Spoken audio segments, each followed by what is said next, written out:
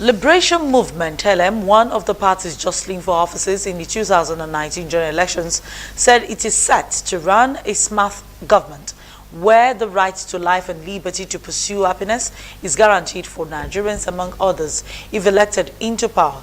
This is just as it lamented the government practice in the country for the past 58 years had grown to become a huge burden and consistently been fraught with failure and despair, as it had been running on outdated policies. National chairman of the party, Dr. Chris David, who gave this promise in Lagos, noted that the New World Order is defined by smart government and that nations that have not risen to the high demands and expectations of smart governance have long been left in the backwoods of underdevelopment and extreme poverty. Speaking with newsmen, David said there was need to entrench moral leadership to take charge of the country, given the concern that Nigeria had become a colossal failure in leadership and governance, trapped in the morale of a failed state with impoverished citizenry and a future of hopelessness and despair.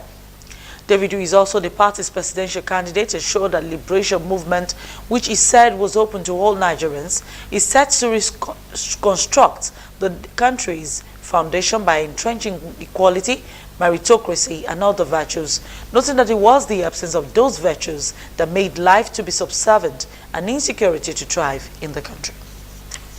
Put together will make you move from what we call a poverty alleviation model to a wealth creation model. Because in Nigeria today and most developing nations, they operate what we call a poverty alleviation model.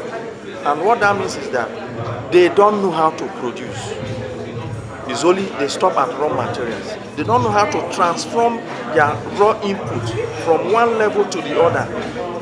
So you keep depending. And any nation that depends on importation of finished goods from other nations will always remain underdeveloped. So these are the things that we are going to be bringing, and you require somebody that understands these things to bring it about.